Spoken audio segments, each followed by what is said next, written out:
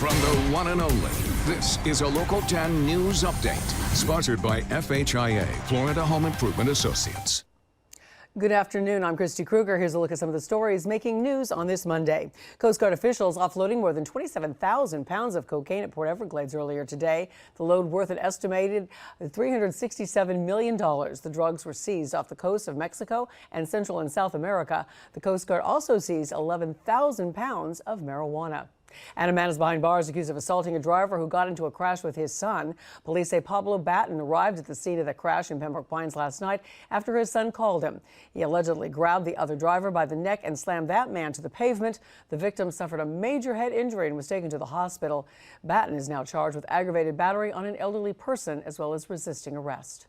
And the U.S. Coast Guard is searching now for two missing boaters who were on their way to Miami. Authorities say Ryan Hollis and Joshua Carone also have a dog with them. They left Jamestown, Rhode Island on Wednesday on a 43-foot sailboat.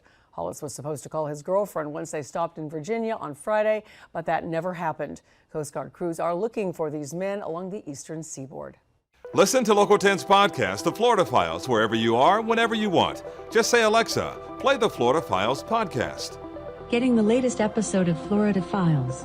Here it is from TuneIn. Previously on the Florida Files. Or just ask Siri, I want to hear the latest Florida Files podcast. Here's the newest episode of the Florida Files. Get the Florida Files on Alexa, Google Home, or Apple devices just by saying play the Florida Files podcast. The Florida Files from the one and only Local 10.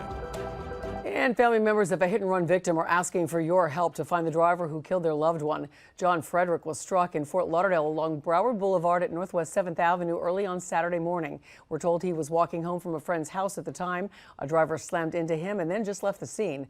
Police are looking for a 2011 to 2019 silver Hyundai Sonata, and it will have front-end damage. As breaking news happens, we have you covered on air and online. Head to local10.com for more local news coverage and updates all day long.